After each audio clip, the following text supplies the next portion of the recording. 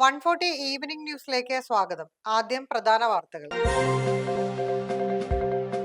വയനാട് മേപ്പാടിയിൽ മണ്ണിടിച്ചിൽ 2 മരണം, 9 പേരെ ആശുപത്രിയിൽ പ്രവേശിപ്പിച്ചു. കൂടുതൽ ആളുകൾ കുടുങ്ങിക്കിടക്കുന്നതായി സംശയം.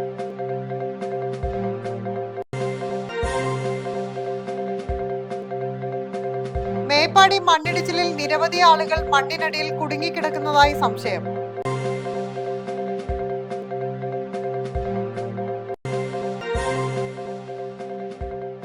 വയനാട് ദുരന്തം മനുഷ്യനിർമ്മിതം, വീഴ്ചയുണ്ടായോ എന്ന് പരിശോധിക്കുമെന്ന് മന്ത്രി ടി സിദ്ദിഖ്.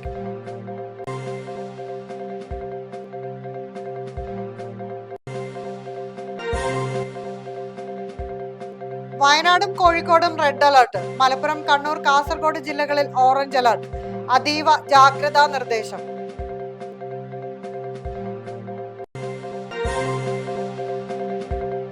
ഇ ഡി ഉദ്യോഗസ്ഥരെ ആക്രമിച്ച കേസ് 10 പ്രതികളുടെ ജാമ്യാപേക്ഷ കോടതി തള്ളി.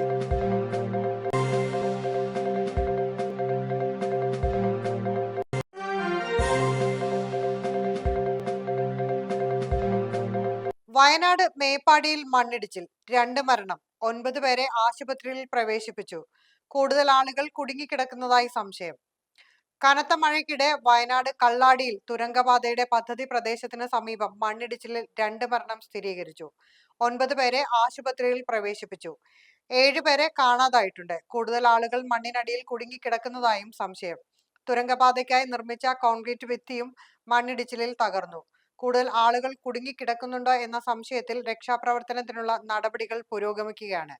തുരങ്കപാതയുടെ നിർമ്മാണം നടക്കുന്ന മീനാക്ഷി പാലത്തിന് സമീപമാണ് മണ്ണിടിച്ചിലുണ്ടായത്. രക്ഷാപ്രവർത്തനം തുടരുകയാണ്. തിങ്കളാഴ്ചയും ചൊവ്വാഴ്ച പുലർച്ചെയും ഈ മേഖലകളിൽ കനത്ത മഴ അനുഭവപ്പെട്ടിരുന്നു. നിർമ്മാണ മേഖലയിൽ ഉൾപ്പെടെ അതീവ ജാഗ്രത പ്രഖ്യാപിച്ചതിന് പിന്നാലെയാണ് മണ്ണിടിച്ചിലുണ്ടായത്.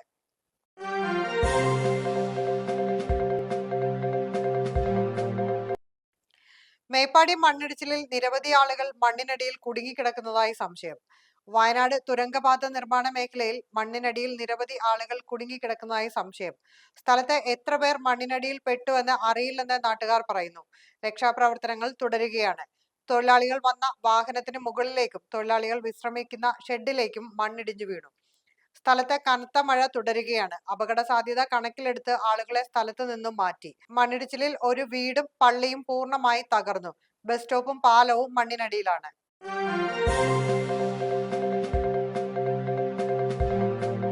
വയനാട് ദുരന്തം മനുഷ്യനിർമ്മിതം, വീഴ്ചയുണ്ടായോ എന്ന് പരിശോധിക്കുമെന്ന് മന്ത്രി ടി സിദ്ദിഖ്. വയനാട് മേപ്പാടി തുരങ്കപാത നിർമ്മാണവുമായി ബന്ധപ്പെട്ട് അശാസ്ത്രീയമായി മണ്ണ് കൂട്ടിയിട്ടതിനെ തുടർന്നുണ്ടായ ദുരന്തമാണ് മേപ്പാടിയിൽ സംഭവിച്ചിരിക്കുന്നതെന്ന് കൃഷിമന്ത്രിയും കൽപ്പറ്റ MLA-യുമായ ടി സിദ്ദിഖ് പറഞ്ഞു. ദുരന്തം മനുഷ്യനിർമ്മിതമാണ്, മണ്ണിടിച്ചിലല്ലെന്നും മണ്ണ് കൂട്ടിയിട്ടതാണ് പ്രശ്നങ്ങൾക്ക് കാരണമെന്നും മന്ത്രി പറഞ്ഞു. കനത്ത മഴയിൽ അപകടത്തിന് സാധ്യതയുള്ളതിനാൽ കൊങ്കൺ റെയിൽവേ അധികൃതർ ഉൾപ്പെട്ട യോഗത്തിൽ മുന്നറിയിപ്പ് നൽകിയിരുന്നതായും മന്ത്രി പറഞ്ഞു. ഇക്കാര്യങ്ങളിൽ വേണ്ട നടപടികൾ സ്വീകരിക്കുന്നതിൽ പാളിച്ചയുണ്ടായിട്ടുണ്ടെന്നും ടി സിദ്ദിഖ് ചൂണ്ടിക്കാട്ടി. നിർദ്ദേശങ്ങൾ അനുസരിച്ച് മുന്നോട്ട് പോകാതിരുന്ന സാഹചര്യം ഗൗരവമുള്ളതാണെന്നും സർക്കാർ അത് പരിശോധിക്കുമെന്നും മന്ത്രി വ്യക്തമാക്കി.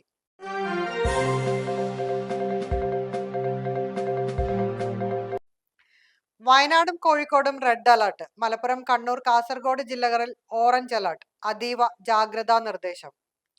കനത്ത മഴയെ തുടർന്ന് വയനാട് തുരങ്കപാതയിലുണ്ടായ മണ്ണിടിച്ചിലിന് പിന്നാലെ വയനാട്, കോഴിക്കോട് ജില്ലകളിൽ കേന്ദ്ര കാലാവസ്ഥാ വകുപ്പ് റെഡ് അലർട്ട് പ്രഖ്യാപിച്ചു. കഴിഞ്ഞ 24 മണിക്കൂറിനുള്ളിൽ വയനാട് കള്ളാടിയിൽ തുരങ്കപാതയുടെ പ്രദേശത്ത് 265 മില്ലിലിറ്റർ മഴ പെയ്തെന്നാണ് റിപ്പോർട്ട്.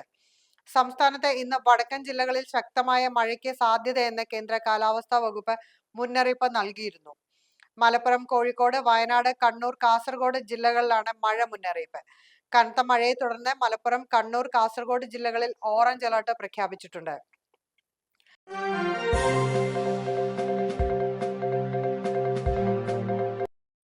ഇ ഡി ഉദ്യോഗസ്ഥരെ ആക്രമിച്ച കേസ് 10 പ്രതികളുടെ ജാമ്യാപേക്ഷ കോടതി തള്ളി.